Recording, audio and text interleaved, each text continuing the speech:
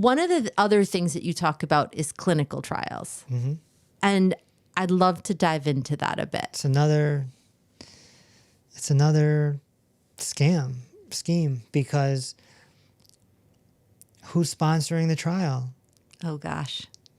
Say more, and then we'll get into a great example for you. Yeah. If the pharmaceutical company is sponsoring the trial, that means they're paying for it, and they're employing a whole bunch of people. It's a little business. Yeah. You know? And then the research is very skewed. Very skewed. And it's a very long explanation, but, you know, you could have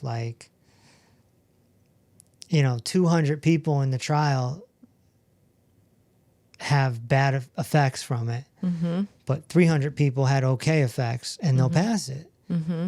Where the 200 people had effects, and they're just like, oh, the 300 beats the 200. It's like, I think the biggest thing here is there's, again, the oversight, right? Who's supposed to be monitoring those adverse effects, right? The FDA. The FDA. And does the FDA actually do that? My experience, and I'm going to share a little bit if that's okay, is that no, they don't, right? And then the other piece of that is what you just said, which is who's funding the study, right? I mean, and this is something important for your... Follow the money for your listeners. And in my experience, I have a loved one that just went through a trial that was supposed to cure cancer, right? And have you been part of a trial? No. Okay. So the process is you sign something called informed consent, right? Where they tell you all the risks or known risks. He was lied to while signing this waiver, and entered this trial, and he ended up passing away. They said that there was no chance of that, right? They would insure it if he ever passed away. Straight to his face, this doctor said, if you pass away, I won't participate in this trial. I'll shut the trial down. When he passed away, the trial didn't close. They closed for a week, and then they reopened. Right. And he is still the primary investigator of the trial. I wanted to know why he died. The FDA won't give me it, saying that he needs to request it, and that the company's information is proprietary. So when we enter into the system, we should just know a few things. And your listeners and watchers may be interested in this too. No one actually cares about you, right? It's not about you. It's about money at the end of the day. And people are allowed to lie to you without ramification, because who's gonna penalize these people, right? And when you're in a clinical trial, you sign everything away. That's right. But the best part about it is when a study's privately funded, there's no oversight for subjects. So if you enter a privately funded study, no one's overseeing it. Informed consent. Does that make sense? Yeah.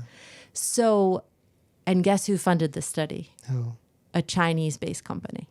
So essentially, this company in China is in charge of all of our research subjects. Right. It just is fascinating to me. It's hard to sue or hold accountable someone in another country. Yeah. It's very difficult. So I feel like that's just a small example of how our system works. No oversight. It's all about money. We don't even know who's running the show, right? It's the medical monopoly. That's why I call them that. It's not the doctors and the nurses. It's not. No. There's some elite group that are cashing in, and they're using the doctors and nurses and scientists and FDA, and they're all soldiers in the war. They're pawns. There's something greater that's controlling the whole thing.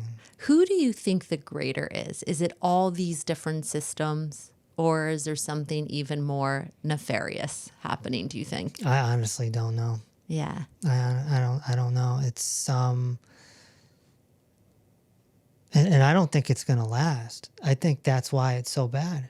I think they literally know that it's coming to an end, and it's like, let's get as much money as possible before it ends. Yeah. Because the internet opened up everything. and people are waking up at rapid rates. Yep. This is not that old. This is the early 1900s. Yeah. But before that, there was bloodletting. That was the scam in the 1800s.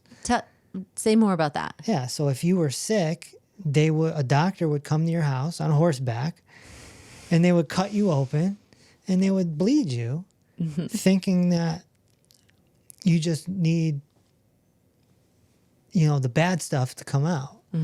Yeah. And that was called bloodletting. Yeah. And a lot of people, including medical doctors, became very much against that. Just like today, when people are against pharmaceuticals or certain injections, it's history repeating itself. Yeah. It's just a different form. It went from bloodletting to drugs, Yeah. essentially, and injections. And so it's a money-making opportunity because human beings have already been programmed to trust their doctor. So all you got to do is just keep giving the doctors more ammunition every 20 or so years. And it just keeps going and going and going until people say, hey, you know what?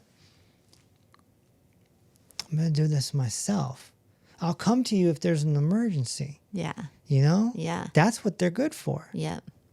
And I say it in the book, in the beginning of the book, I say it right away. Like, if you have an emergency, there's no better place than the United States of America. Yeah.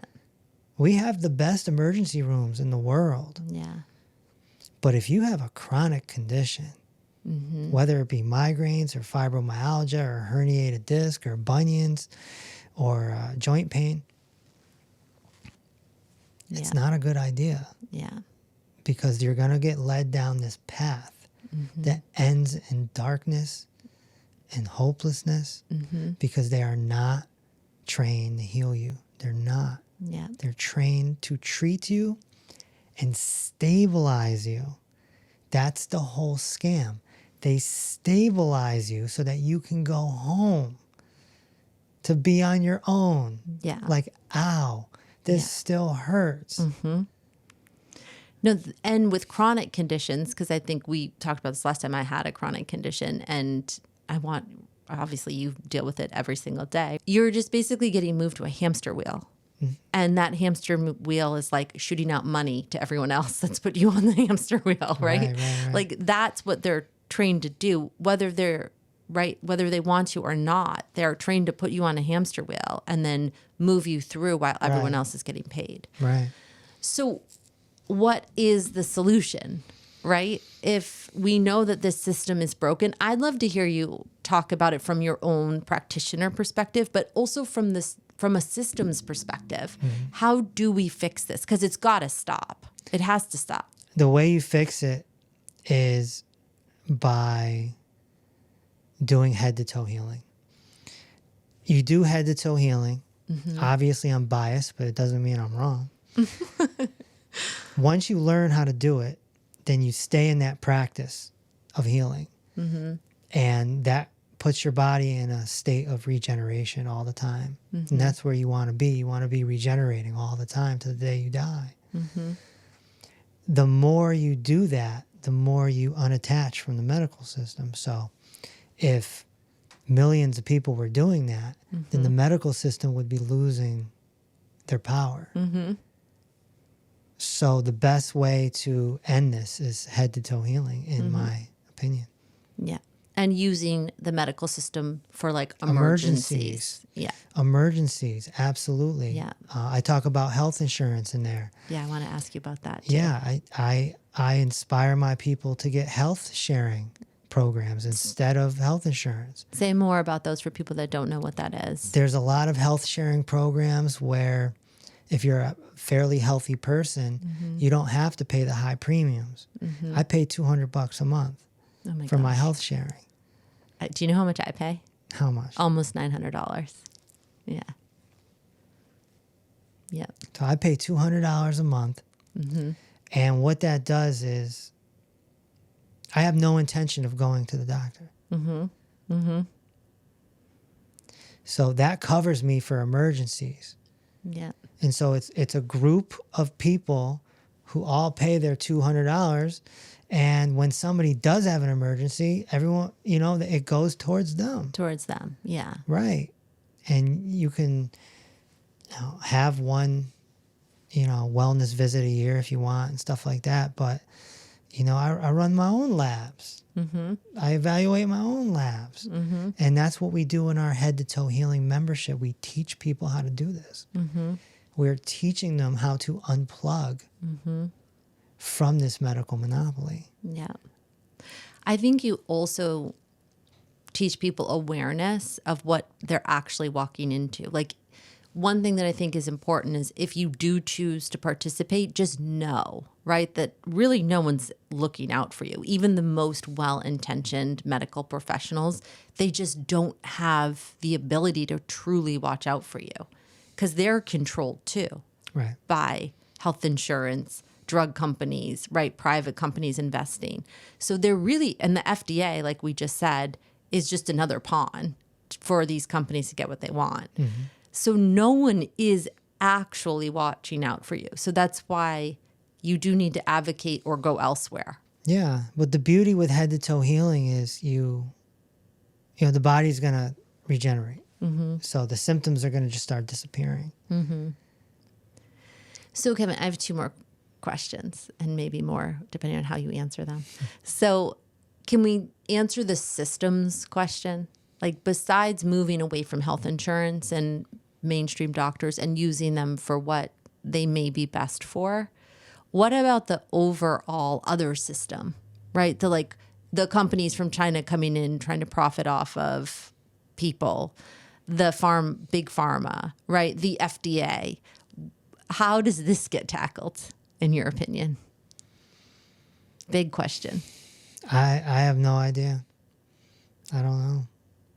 I personally think it's from conversations like this and holding them accountable. Yeah, I mean, the more you talk about it, the more people become awake to it, and the more they unplug from the system, the less people can be harmed. Mm-hmm. Mm-hmm. Human beings are constantly experimenting. I mean, we used to live in asbestos. People used to smoke on airplanes. True. Yeah. And now it's like, oops, my bad. and we're constantly in a state of oops, my bad. Yeah. And now it's with the dyes and the junk foods. Yeah, which we knew. It's just I feel like people have held a fire under the FDA for so long. We knew cigarettes were bad too. It's Totally. obvious. There's no way that someone in the 1950s didn't know. Yes. You'd have to be so dumb. Mm-hmm. It's a carcinogen. Yeah. Yeah. To think that smoke going down is. Yeah. And so, yeah, we're just constantly in a state of oops, my bad. Yeah. I think your company needs an advocate arm.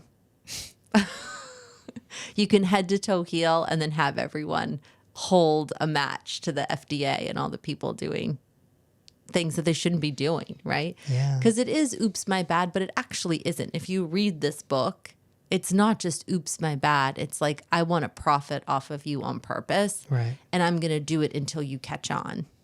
Does that make sense? Yeah, we're like prisoners. Prisoners. Yeah. And we don't know we're prisoners. Well, my dad is a great example. Shout out, Dad. Hi, Kevin's dad. I talk about him in my books and stuff, but my dad's living a hell on earth type of experience. Mm-hmm. Dialysis and constantly cramping up and emphysema, and I mean it's no way to live. Mm-hmm. And it's because he listened to his doctors. Mm-hmm. These people in white coats. They put him on statin drugs in his 40s when it first came out in the late 80s. Mm-hmm. And, you got to bring your cholesterol down. Well, what did it do? Nothing. He's living a hell on earth. And so, like I talk about in the Red Book, you can get you can make a cool 5 million a year off of someone that's that sickly. Yeah. To keep them sick on the hamster wheel. Keep them on the hamster wheel. Yep. Keep them in the factory line, right? Yep. They lose money when we're healthy. Yeah. And so he got scammed. Yeah. And he knows it too. Yeah. He knows it too. It's when my family member was dying, he knew it too. And he was trying to communicate, like, I got scammed. They keep telling me that I'm okay. And I know I'm not, right? Like, I think they do scam people to keep them in where they want us, to keep us prisoners. Yep. Because of the money. You said it a couple times, but we just always need to follow the money, because that's really what's fueling our medical system. It's not about healing people and helping people. That's your mission, right? And I make significantly less money. But you're not killing people, and you're not going in with the intent of, we're going to profit off of someone like your father, right? 5 million a year. Right. 5 million a year. My company does not make 5 million a year. I'm just putting that out there. You know, it's, yeah, and this is why they don't like me.